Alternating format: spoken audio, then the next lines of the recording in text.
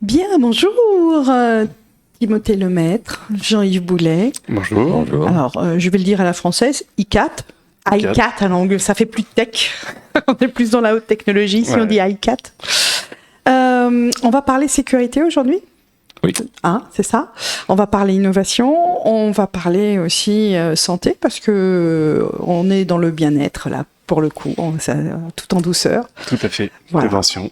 Alors, je vais vous laisser d'abord la parole parce que vous allez vous présenter. On voudrait bien savoir qui vous êtes, ce qu'est ICAT, et puis au fur et à mesure, on va découvrir un petit peu tout ça. Donc, qui prend la parole, Jean-Yves ou Timothée, toujours en premier. Toujours Timothée en premier. Bon. Oh là là.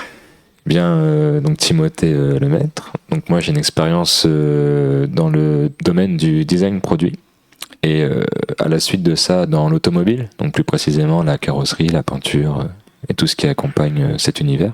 D'accord. Donc j'ai une expérience, une utilisation des produits de protection des voies respiratoires dans ce domaine.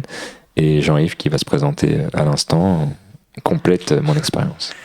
Donc, Jean-Yves Boulet, je suis un pur produit de l'industrie. Je dirais, je suis technicien. Mon premier métier, c'est carrossier peintre aussi. Donc, on se rejoint quelque part sur l'automobile, même si c'est pas le sujet aujourd'hui.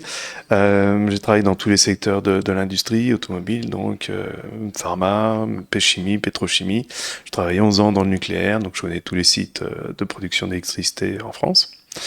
J'ai fait l'armée aussi, j'étais habilité, formé au combat de type NRBC, donc quand on a des produits qui puent, quoi. Et puis, on peut la refaire si vous voulez. non, c'est vraiment bien. Voilà. Et puis, arrivé une espèce de crise pandémique, et j'étais au chantier de l'Atlantique, sur les chantiers navals, à ce moment-là. Et donc, j'ai constaté qu'on avait un souci quand même, on avait une pandémie, et puis on avait des solutions un peu bizarres, genre on signe le papier pour s'autoriser à promener le chien tout seul, on met des barrières entre les gens, des distances, on se serre plus la main, on se claque plus la bise, et puis on met des masques avec des slips qu'on a cousus à la maison. En tant que professionnel, moi, tous les dispositifs de protection des voies respiratoires, je les connais, et là je me suis posé une question quand même. Il y a quand même un gap entre le besoin actuel, les enjeux de société, de liberté, d'inclusivité, et puis on met des masques à la fin qui sont en plastique et qu'on jette. Je trouvais ça un peu bizarre. D'accord. Donc, tous ces aspects-là, effectivement, ont contribué à la réflexion générale. Ouais. Et puis, au bout de cette réflexion, est apparu.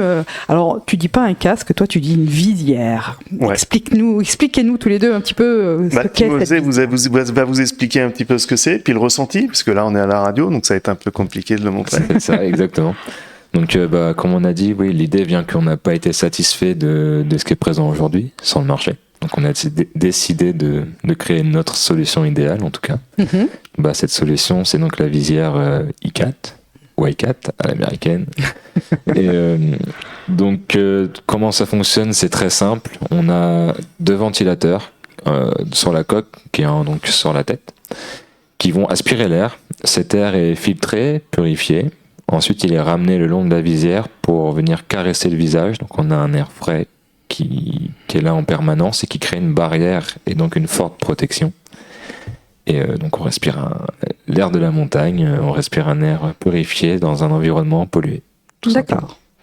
Et c'est là où on rejoint un petit peu aujourd'hui le bâtiment, puisque chez Afterbat, l'intérêt, effectivement, c'est tout cet aspect sécuritaire pour le bâtiment, mais ça peut aller aussi bien sur d'autres systèmes économiques, la santé, la médecine, vous parliez de carrosserie tout à l'heure. Tout à fait. Tout le monde est donc concerné. Le BTP, en fait, c'est vraiment un marché pour nous qui nous semble complètement validant sur le produit, où il y a une vraie attente.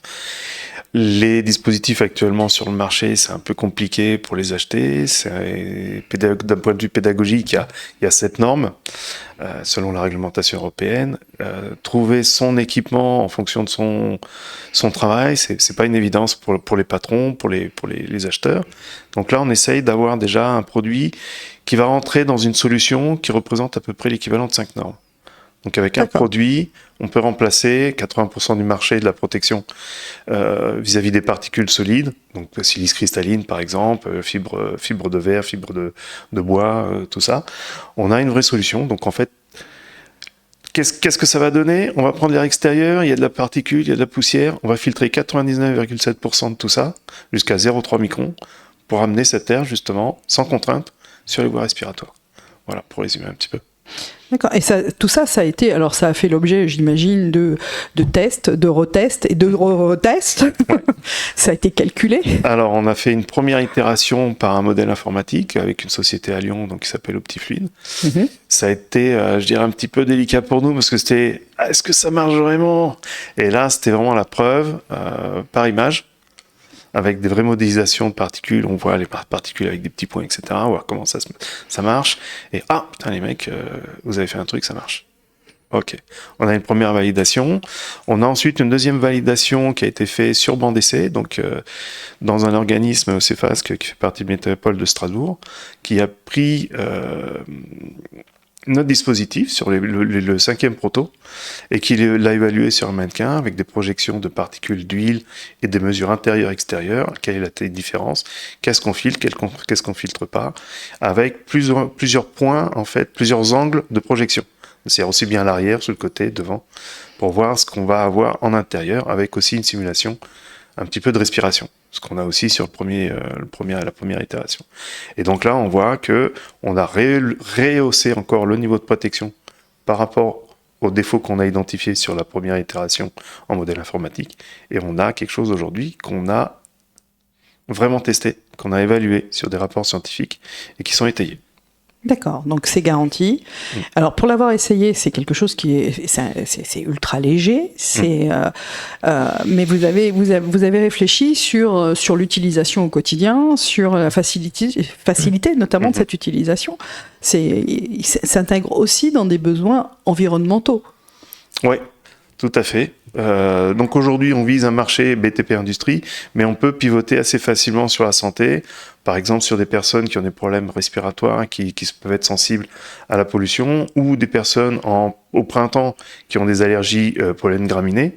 On a une solution, on a essayé avec des personnes de notre entourage, en 2-3 minutes, en plein mois de mai, on récupère une sensation de respirer normalement.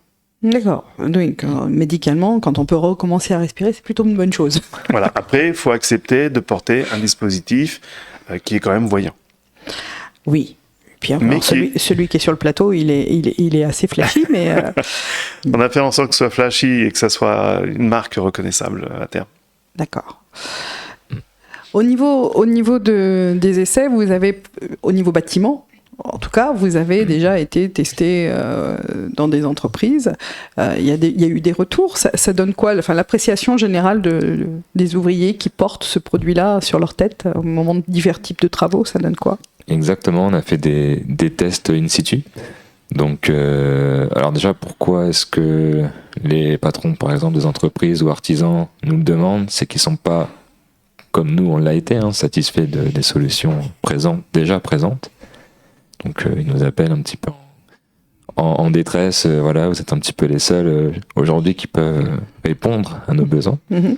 Et donc, ce qui en ressort quasiment tout le temps, en fait, c'est qu'on a une meilleure protection, on a un meilleur confort qui implique aussi une meilleure productivité, en tout cas de l'opérateur. Et c'est super léger. Donc là-dessus, on a, pas plus tard que mercredi, on a eu tout un groupe de personnes qui étaient là pour faire du soufflage. Et ils nous ont dit, mais les gars, vous êtes arrivés trop tard, là, on avait besoin de vous il y a une demi-heure, c'est super léger, on a envie de le mettre tout de suite. Donc que des bons retours là-dessus. Et on a aussi, comme retour, une meilleure inclusivité sociale. Ça veut dire qu'on peut parler, discuter, boire un coup rapidement. Il n'y a pas de gêne, c'est vraiment confort total, quoi. Oui, parce que ça va jusqu'à la batterie qui est particulièrement légère par rapport à ce qui se fait habituellement sur ce type de produit. Parce qu'il faut pas, ça existait, mais c'est extrêmement lourd d'entretien. Parce que là, vous avez trouvé une solution qui est facilitée. On peut nettoyer les filtres, c'est ça ? Ouais. Donc on a un système de boîte à filtres en fait qui est vide où on va mettre les filtres, je dirais dans leur essence la plus brute, c'est-à-dire un filtre et pas, un filtre grossier, et en fait on peut comme ça les récupérer un par un, les nettoyer, aspirer, souffler, et même les mettre à fin de semaine de travail à la machine à laver comme ses vêtements de travail. Et comme ça, on a plusieurs cycles de vie. On remet environ 5 fois le filtre en fonction. Plutôt que de prendre les cartouches qui sont systématiquement sur le commerce. Ça coûte assez cher. Et en fait, au bout d'un certain temps, de toute façon 1 heure, 2 heures, maxi, quoi, en gros, on les jette. Et pareil pour les masques FFP2 et FFP3 à clapet, ça disparaît très vite dans la poubelle. Donc on essaie de trouver vraiment une solution non seulement économique, mais responsable. Ouais. Et puis ça va aussi jusqu'aux pièces éventuelles. S'il y en a une qui lâche ou autre, elle est facilement remplaçable sans avoir besoin de réinvestir dans une visière complète. Il y a un écrou qui tient l'araignée de câblage. Donc je dirais que ça va être un service après-vente que nous on va offrir. C'est plus compliqué, donc on a les ventilateurs, les UVC, les fils, tout ça, le branchement. Mais après, toutes les autres pièces autour, toutes démontables à la main. Il n'y a pas besoin d'outils. On prend les pièces qui sont cassées, on pourra les remplacer demain. J'en ai 3 dans stock qui pourrissent, j'en fais un 9. Voilà. L'idée, c'est pouvoir aussi demain de recycler plus facilement les pièces, avoir une pièce, une matière, un bac, et on remet en production. D'accord. Alors, si je résume déjà, il y a quand même beaucoup d'éléments qui ont été donnés. On a un produit qui est facile d'utilisation, facile d'utilisation en plus dans l'entreprise, c'est-à-dire qu'il n'y a pas une gestion de pièces ou quoi que ce soit ou de stock à faire. C'est un produit qui va permettre non seulement de garantir la sécurité sanitaire de la personne qui va l'utiliser, mais aussi son confort de travail. Sa productivité. Je résume bien, vous me dites. Sa productivité. Sa productivité. Voilà. Et il va pouvoir vraiment gérer, lui, ses consommables directement et pas dépendre forcément d'un service externe. C'est une batterie type powerbank, donc c'est-à-dire qu'il peut gérer comme il gère avec son téléphone. S'il sait le faire avec son téléphone, il sait le faire avec l'équipement. D'accord, donc dans la poche arrière de la tenue, c'est facile à mettre en place. Voilà. Nous, on a prévu de mettre un brassard au bras, ce qui permet de raccourcir le fil et de limiter la gêne. Encore plus. Bon, c'est parfait. Au niveau, alors c'est bien parce que on est dans l'innovation. C'est quelque chose sur lequel vous avez travaillé. Maintenant, ça fait combien? 2 ans que vous travaillez dessus? 3 ans? Plus de 4 ans. Plus de 4 ans. Bien. Donc vous avez vraiment réfléchi à fond sur ce produit-là. Alors c'est génial. Ça donne super envie. En tout cas, maintenant on a envie de l'utiliser. On va le trouver où? Comment? Quand? Dites-moi tout. Si vous voulez déjà faire des essais dans votre entreprise ou pour vous-même, après tout, nous on n'est pas fermé, on met à disposition sur 1 semaine, 2 semaines, 3 semaines, un peu plus s'il y a besoin. Oui, mais vous n'en avez pas 150. Il y a des entreprises, ils vont se battre sur les chantiers pour l'avoir. Oui, mais voilà, on fait des rotations quand même. On a commencé en fait depuis janvier de cette année seulement, c'est cette phase-là. Mais par contre, on a commencé à initier donc une première série qu'on appelle bêta. Voilà. D'accord. On n'est pas encore en fait sur une phase industrielle, on va être sur une phase pré-industrielle, donc on va faire une centaine d'unités. D'accord. En s'aidant d'impression 3D, on a déjà un premier moule pour les visières, donc une première brique industrielle. On va y aller avec des petits moyens, on va faire une première série. Nous, l'objectif, c'est vraiment d'avoir une preuve commerciale pour demain, les investisseurs, les fonds nécessaires pour passer sur la phase industrielle qui est beaucoup plus costaud. Mais déjà, faire la preuve industrielle, la preuve commerciale, la preuve du produit à plus grande échelle, et donc ça sera disponible normalement premier trimestre 2025. D'accord, ça approche, ça va venir vite maintenant. On aura un lieu à Tours qui sera heureux de faire la distribution. C'est un membre du cercle Afterbat en plus. Hein. Voilà, donc Human Protect, pour pas le citer, voilà, du Gramont. Donc merci à lui.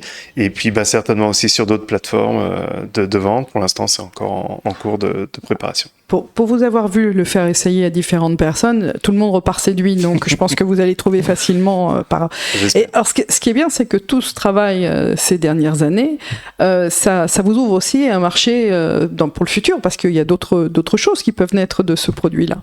Oui, Timothée. Exactement. On a un produit avec une architecture plutôt forte, donc ce qui veut dire que demain, on peut aller sur différents secteurs, différents marchés. Donc là, on parle du bâtiment d'industrie. Donc on a pour projet assez rapide d'aller vite sans un casque. Et par la suite, ce qui implique aussi directement la mobilité, entre autres. D'accord. Donc demain, il y aura un casque de chantier peut-être avec une visière intégrée qui combinera un petit peu toute cette technologie et qui permettra aux personnes qui en ont besoin sur les chantiers, c'est assez fréquent malheureusement. D'avoir et le casque, et la protection respiratoire, et la protection des yeux et du visage, et demain aussi la protection auditive. Et le rafraîchissement en été quand il fait très chaud. Et le rafraîchissement en été qui pour moi aussi... Il n'y a pas de chauffage intégré encore pour l'hiver, hein? Non, il va falloir y réfléchir. Non, mais il n'y a pas de raison que ça puisse pas se faire aussi. Il y a déjà des solutions technologiques qui existent. Step by step. Ouais, bah c'est bien, déjà en 4 ans, vous avez un produit abouti, donc c'est extraordinaire. Voilà. Et puis la mobilité urbaine, qui est aussi un casque, comme les autres. Donc, en fait, c'est intégrer les mêmes démarches du chantier, comme la mobilité. Bon, moi, dépolluer la ville, c'est une solution aussi. Ce que j'ai noté, c'est que même ma tante peut utiliser ça si elle fait des allergies au pollen en été, mais c'est une vraie solution. Donc pour ceux qui sont vraiment très malades, demain... Alors, il y a une chose qu'on n'a pas abordée, c'est le coût, tout ça, parce qu'en général, ce type de produit avec des batteries ultra lourdes qu'on peut porter dans un sac à dos tellement c'est lourd, là, on est sur des solutions légères. Ça va être plus cher, moins cher. On va vraiment avoir des prix attractifs par rapport à ça. Ça va être une solution, et ça va être une solution aussi pour déverrouiller justement l'accès à ces dispositifs. On veut avoir quelque chose qui soit très accessible. On sera aujourd'hui sur la série bêta, on sera aux environs de 480 €. D'accord. Aujourd'hui, on en est là. Cette solution bêta, c'est normal, ça nous coûte un peu plus cher à produire. À terme, sur les premières versions industrialisées, on sera aux alentours de 350 € hors taxe. D'accord, oui. Alors c'est très nettement accessible pour le coup, parce que vous allez baisser le prix, si ce n'est par 2, voire par 3. Oui, et voire par 4 selon certains dispositifs, en prenant en compte les consommables. D'accord. Bien. Eh bien, écoutez, tous les deux, je vous remercie beaucoup. Timothée et Jean-Yves, c'est sympa d'être venus aujourd'hui, de pouvoir nous présenter votre produit. Et puis, je souhaite une longue vie à la visière i4, on va la dire à l'américaine. Il va falloir que je m'y fasse.